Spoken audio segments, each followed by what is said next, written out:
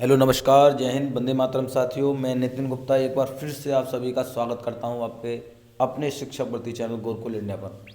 तो साथियों आज फिर से हम करने वाले हैं आपके ईवीएस एनसीईआरटी नोट्स की जो हमारी सीरीज चल रही है उसका पार्ट 6। जी हाँ, इससे पहले हमने जो है आपके पार्ट 5 कंप्लीट कर लिए हैं। जी हाँ, क्या है, हमने आपके पार्ट 5 कंप्लीट कर लिए हैं। जिन साथियों ने नहीं देखे वो जाकर देख सकते हैं, प्ले लिस्ट में आपको देखने को मिल जाएंगे। ठीक है, ये नोट्स जो मैं करा रहा हूँ ये आपके लिए बिल्कुल सीटेट को लेकर रामबाण हैं। जी हाँ, जो साथी इस सीरीज से जुड़े हुए हैं उनको पता है कि ये जो नोट्स करा रहा हूँ ये आपके लिए बहुत ही ज़्यादा बेहतर साबित होने वाले हैं एग्ज़ाम को लेकर। एक एक पॉइंट आपके लिए इंपॉर्टेंट है, एक एक पॉइंट। ठीक है, तो बिल्कुल वीडियो के अंत तक ज़रूर बने रहेंगे और कमेंट करके ज़रूर बताएंगे कि आपको ये वीडियो कैसी लगी। ठीक है, वीडियो अच्छी लगी तो वीडियो को शेयर करेंगे अपने सभी साथियों के साथ और वीडियो को लाइक भी जरूर कर देंगे। ठीक है, चैनल पर पहली बार आए तो चैनल को सब्सक्राइब कर लेंगे और बेल आइकन को भी प्रेस कर लेंगे, जिससे क्या है इस चैनल पर कोई वीडियो आएगी तो उसका नोटिफिकेशन आप तक तुरंत मिल सकेगा। ठीक है, चलिए तो देखिए पार्ट 6 आज स्टार्ट करते हैं। तो इससे पहले हमने देखिए कहाँ तक अपना कंप्लीट कर लिया था। तो हमने देखिए यहाँ तक कंप्लीट कर लिया था कि आंध्र प्रदेश के नालमंडा ज़िले में पानी कम है, इसलिए यहाँ मेहमानों को क्या किया जाता है, आपको कोल्ड ड्रिंक दी जाती है। ठीक है, यहाँ तक हमने क्या है पिछली वीडियो में कंप्लीट कर लिया था। ठीक है, चलिए आगे स्टार्ट करते हैं। देखिए क्या है, तो देखिए स्टार्ट करते हैं।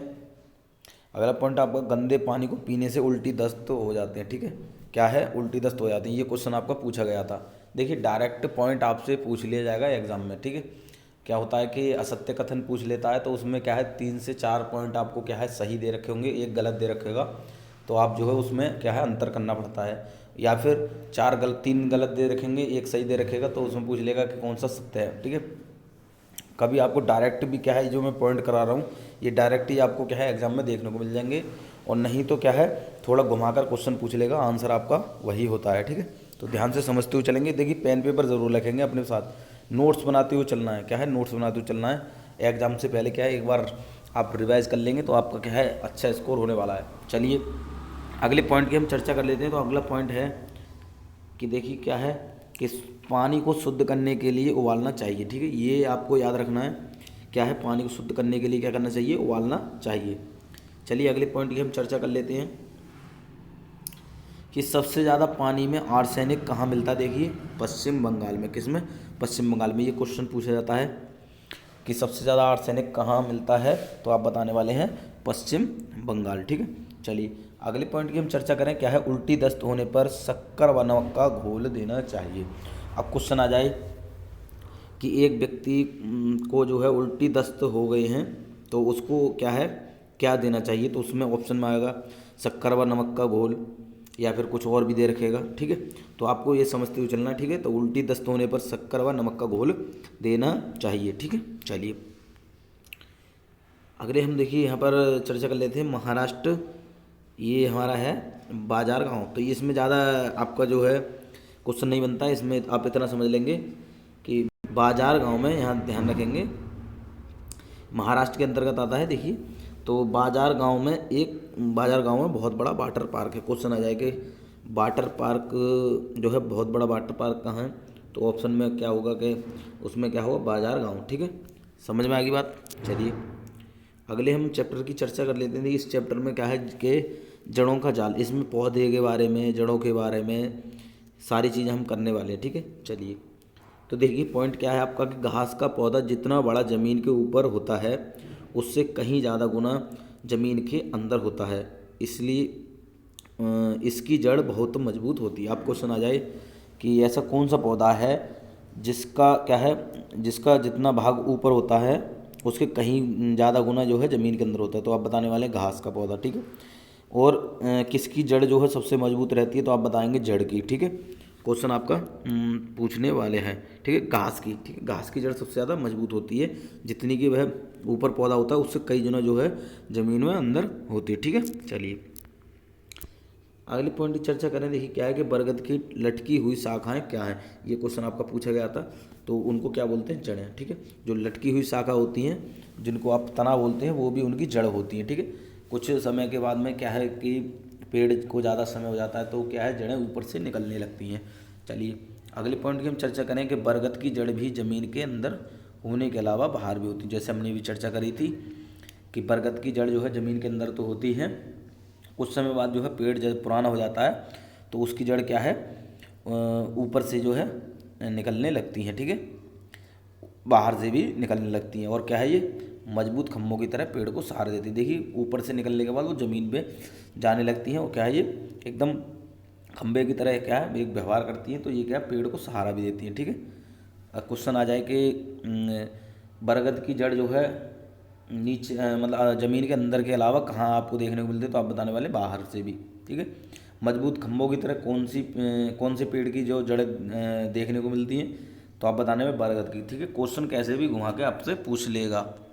चलिए अगला पॉइंट हम देखते हैं। देखिए इंपॉर्टेंट पॉइंट है रेगिस्तानी ओक पेड़, ठीक है। इससे क्वेश्चन आपका बनता ही है, ध्यान से समझेंगे, एक एक पॉइंट आपके लिए इंपॉर्टेंट है। रेगिस्तानी ओक पेड़ आपका कहाँ पाया जाता है, तो आप बताने वाले हैं ऑस्ट्रेलिया में पाया जाता है। कहाँ पाया जाता है, ऑस्ट्रेलिया में पाया जाता है, ठीक है।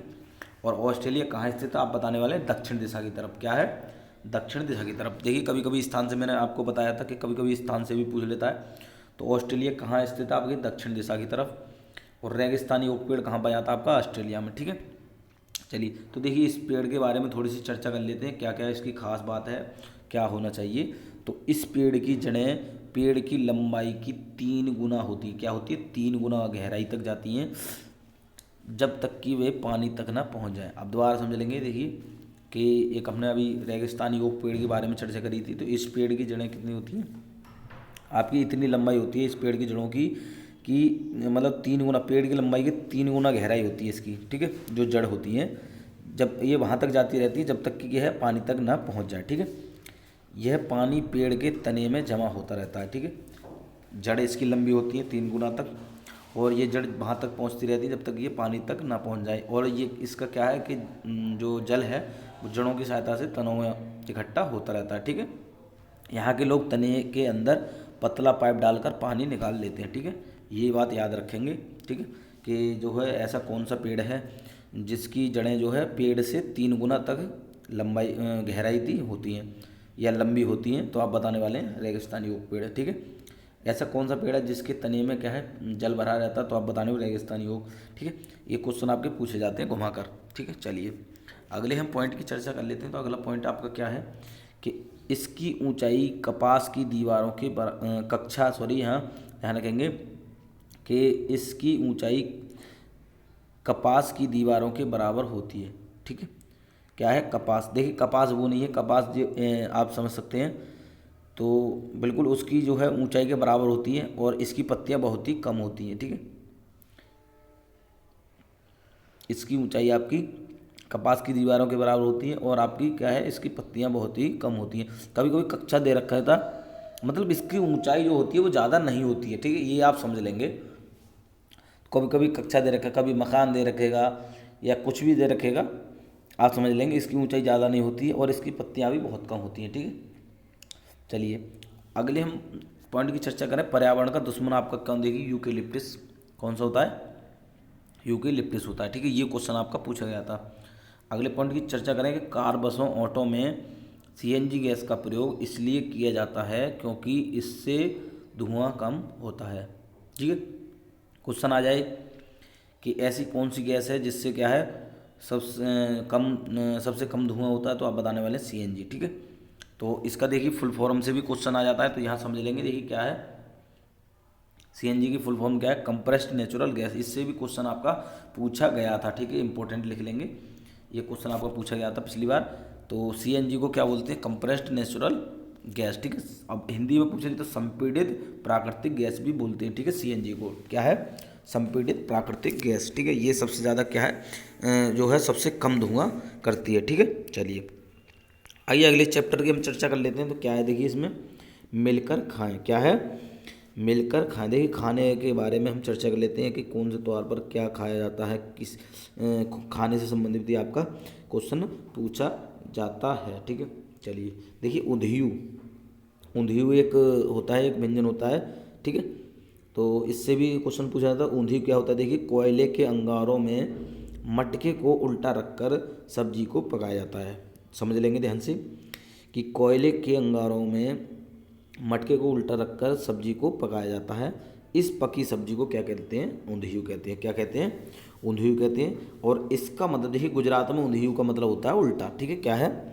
गुजरात में ऊंधियू का मतलब क्या होता है? उल्टा। अब क्वेश्चन आ जाए कि ऊंधियू का मतलब क्या होता है, तो आप बताने वाले उल्टा। ठीक है, या ऊंधियू का मतलब उल्टा कौन से राज्य में होता है, तो गुजरात बताने वाले। क्वेश्चन कैसे भी आपको पूछ सकता है। ठीक है, मैं डायरेक्ट पॉइंट लेकर आया हूँ। आपको इसके अलावा कुछ भी पढ़ने की ज़रूरत नहीं है। जी हाँ, मैं बिल्कुल आपसे कह रहा हूँ, कुछ भी पढ़ने की ज़रूरत नहीं है। आप जो है इस सीरीज़ से रेगुलर आप जुड़े रहेंगे, मैं आपसे वादा करता हूँ आपको ये पूरी कराऊंगा। ठीक है, और आप जो है ईवीएस में बहुत अच्छा स्कोर करने वाले हैं। ठीक है, पूरे नोट्स की अगर आपने कंप्लीट ये वीडियो जो मैं कराने वाला हूँ, अगर आपने पूरी कंप्लीट कर ली तो आपका बहुत अच्छा क्या है स्कोर बनने वाला है। ठीक है, चलिए अगले हम पॉइंट की चर्चा कर लेते हैं। देखिए, इससे भी क्वेश्चन आपका बनता है कि बिहू त्यौहार कहाँ और कब मनाया जाता है। क्वेश्चन पूछ ले तो आप बताने में, बिहू त्यौहार बिल्कुल आपको पता है असम में मनाया जाता है। ठीक है, क्या मनाया जाता है? असम में। अब ये किसके उपलक्ष्य में मनाया जाता है, ये भी आप समझ लेंगे। तो चावल की फसल कटने पर 14-15 जनवरी, देखिए यहाँ समझते हुए चलेंगे कि 14 से 15 जनवरी या 1 से 2 माह। ठीक है, 14 से 15 जनवरी या 1 से 2 माह, जैसे असम के कैलेंडर में आपको यहाँ मतलब जो है देखने को मिल जाता है, उसके हिसाब से क्या है, ये बिहू त्यौहार मनाया जाता है। किसके लिए, किस खुशी में? चावल की फसल कटने पर। ठीक है, कहाँ पर? असम में। बिहू त्यौहार कहाँ मनाया जाता है? असम में। किस खुशी में मनाया जाता है? चावल की फसल कटने पर। ठीक है, चलिए बात करें अगले पॉइंट की कि उक्का क्या होता है। देखिए, उक्का नहीं, उरुका है। ठीक है, क्या है? उरुका है, समझ लेंगे क्या है ये उरुका। तो उरुका क्या? देखिए, बिहू से पिछले दिन की शाम को क्या कहते हैं? उरुका कहते हैं। क्या कहते हैं? उरुका कहते हैं, बिहू से पिछले दिन की शाम को। ठीक है, इस दिन अस्थाई शेड बनाते हैं जिससे भेला घर कहते हैं। ठीक है, मतलब बिहू, देखिए उरुका हो गया, बोलो बिहू से पिछले दिन की शाम को कहते हैं। और इस दिन आपका क्या है? अस्थाई शेड बनाई जाती हैं, इसको क्या भेला घर भी कहते हैं। और इसमें सामूहिक भोज का आयोजन होता है। ठीक है, समझ गए आप?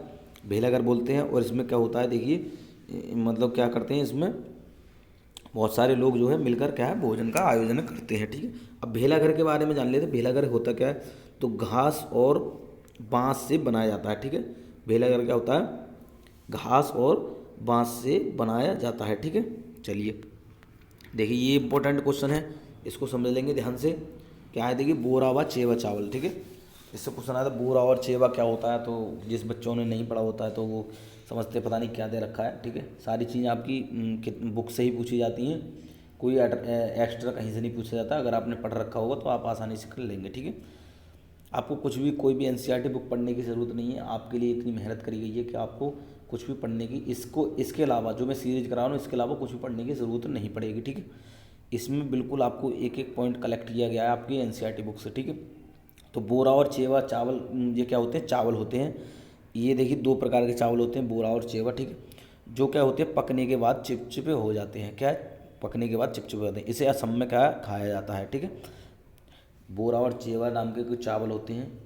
ठीक है, 2 प्रकार के, ये पकने के बाद चिपचिपे होते हैं। ठीक है, इनको क्या है, असम में खाया जाता है। ठीक है, चेवा चावल के बारे में चर्चा कर लेते। चेवा चावल होता क्या है, देखिए ताओ, ताऊ देखिए कढ़ाई बोलते हैं। ठीक है, को आग में रखकर अपने आप अपन उसमें पानी उबालेंगे और भीगे हुए चावलों से भरी हुई कढ़ाई उस पर रख देंगे। ठीक है, तथा उसे केले के पत्तों से ढक देते हैं और क्या थोड़ी देर बाद चेवा चावल तैयार हो जाते हैं। ठीक है, क्वेश्चन आ जाए कि जो है चेवा चावल कैसे तैयार होते हैं, तो आप बताएंगे कि क्या है कि ताऊ या कोई भी एक चीज़ होती है जिसको आग में रख देते हैं। ठीक है, उसमें क्या करते हैं कि भीगे हुए चावलों से भरी जो कढ़ाई होती है उस पर रख देते हैं और उसके बाद में उसे जो है केले के पत्ते से ढक देते हैं और थोड़ी देर में तो आपका चेवा चावल तैयार हो जाता है। अब चेवा चावल कैसे होते हैं, थोड़े चिपचिपे होते हैं।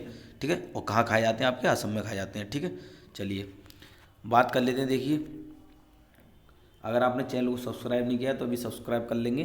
क्या है, सब्सक्राइब कर लेंगे, जिससे इस चैनल पर कोई भी वीडियो आएगी तो उसका नोटिफिकेशन आप तक तुरंत पहुंच सकेगा। ठीक है, चलिए अभी तक आपने वीडियो को शेयर नहीं कराया तो शेयर कर देंगे, और लाइक नहीं कराया तो अभी भी क्या है थोड़ा सा समय निकाल के लाइक कर देंगे। ठीक है, जिससे क्या है हमें मोटिवेशन मिलता है और आपके लिए मेहनत करने का। ठीक है, क्योंकि आपके देश साथ इतनी मेहनत करी जा रही तो आप भी थोड़ा सा क्या है कष्ट उठा सकते हैं। ठीक है, चलिए बात कर लेते हैं देखिए अगले पॉइंट की।